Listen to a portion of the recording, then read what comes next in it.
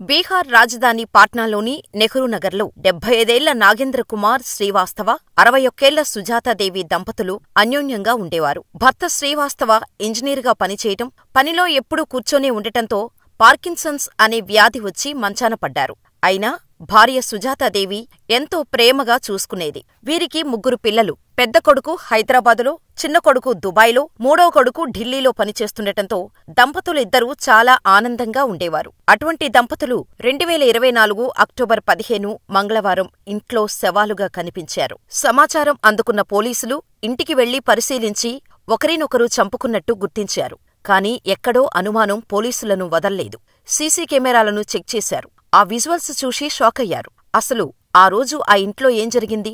గొడవల కారణంగా ఇద్దరూ ఒకరినొకరు పొడుచుకున్నారా? పోలీసులు ఈ కేసును ఎలా ఛేదించారు? Let's watch the story.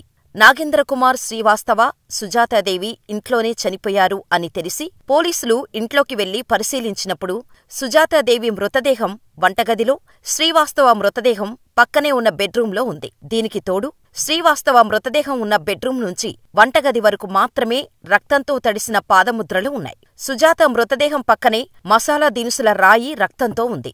అందుకే ఇద్దరూ ఒకరినొకరు చంపుకున్నారు అనే అంచనాకు వచ్చారు పోలీసులు.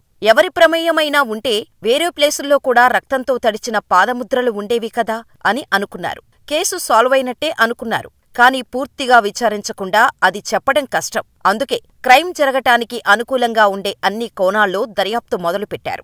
సాంకేతిక ఆధారాలను సేకరించారు. సుజాతాదేవి సెల్ ఫోన్ మిస్ అయినట్టు పోలీసులు గుర్తించారు. కానీ ఆ ప్లేస్ చూసిన పోలీసులకు అది దోపిడీలా కనిపించలేదు. సీసీటీవీలు ఉండటంతో వాటిని పరిశీలించటం మొదలుపెట్టారు. ఎఫ్ఎస్ఎల్ శాంపిల్స్ సేకరించింది. ఇలా సాధ్యమయ్యే అన్ని కోణాలను పరిశీలించటం మొదలుపెట్టారు పోలీసులు. ఈ క్రమంలోనే సీసీటీవీని పరిశీలిస్తున్న పోలీసులకు ఓ వ్యక్తి దంపతుల ఇంటి నుంచి బయటకు రావటం కనిపించింది. ఇతడే క్రిమినల్ అయ్యుండొచ్చు అని భావించి ఫుటేజీ ఆధారంగా నిందితుడి చొక్కా, బైక్ నెంబర్ను పోలీసులు గుర్తించి వాటి ఆధారంగా కేసు దర్యాప్తును ముమ్మరం చేశారు. నిందితుడు అమిత్ కుమార్ అలియాస్ చింటూగా గుర్తించి అదుపులోకి తీసుకొని విచారించారు. ఎఫ్ఎస్ఎల్ సేకరించిన వేలిముద్రలతో ఇంట్లో ఉన్న కత్తి, దిండ్లపై వేలిముద్రలు మ్యాచ్ అవటంతో నిందితుడిని అరెస్ట్ చేసి పోలీసులు విచారించగా అమిత్ చెప్పిన మాటలకు పోలీసులు షాకయ్యారు. సుజాతాదేవికి, అమిత్ కుమార్కి వివాహేతర సంబంధం ఉండేది. భర్త శ్రీవాస్తవ పార్కిన్సన్స్ వ్యాధితో బాధపడటంతో లైంగిక కోరికలు ఎక్కువగా ఉన్న సుజాత అమిత్ కుమార్తో అక్రమ సంబంధం పెట్టుకుంది.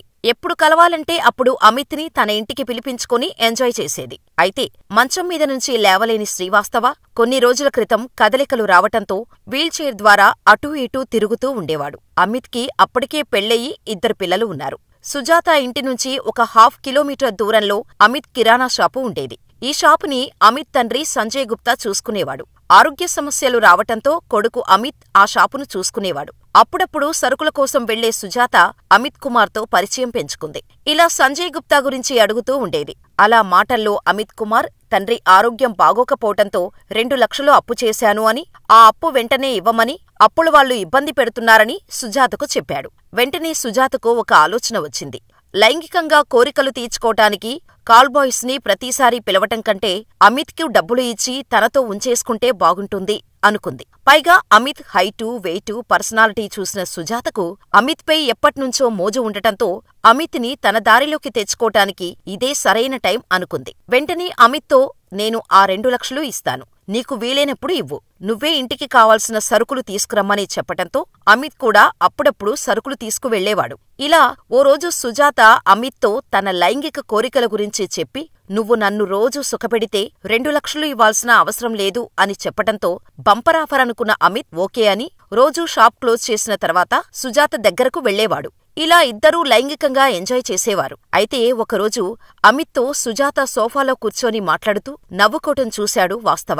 అమిత్ వెళ్లిపోయిన తర్వాత భార్య దగ్గరకు వచ్చి ఎవరిని ఎలా చూడాలో అలాగే చూడాలి, సరుకులు ఇవ్వటానికి వచ్చిన వాడికి టీ, కాఫీలు ఇవ్వటమేంటి అని, ఇంకోసారి ఇది రిపీట్ అవ్వకూడదు అని వార్నింగ్ ఇచ్చి ఆ తర్వాత పెద్ద కొడుక్కి ఫోన్ చేసి చెప్పాడు. ఇక పెద్ద కొడుకు తల్లికి ఫోన్ చేసి తిట్టాడు. దీంతో సర్లే ఇక చేయనులే అని చెప్పింది. ఎందుకో భర్త వాస్తవకి అనుమానం వచ్చి ఇంట్లోని లాకర్లో ఉన్న 15 లక్షలు లెక్కించాడు. అందులో 2 లక్షలు తక్కువగా ఉండటంతో వెంటనే భార్య సుజాతను అడిగాడు. నేను నా ఫ్రెండ్కి అవసరం ఉంటే అప్పిచ్చాను, త్వరలోనే డబ్బులు ఇచ్చేస్తుంది అని చెప్పింది సుజాత.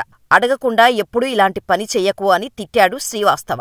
ఆ తర్వాత రోజు నుంచి ఏదో ఒక విధంగా భార్యతో గొడవ పెట్టుకునేవాడు శ్రీవాస్తవ.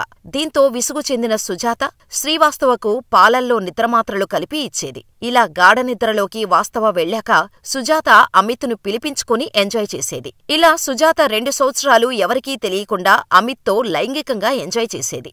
అయితే అక్టోబర్ 15 కూడా భర్తకు మత్తుబిళ్లలు కలిపిన పాలను ఇవ్వటానికి వెళ్ళింది.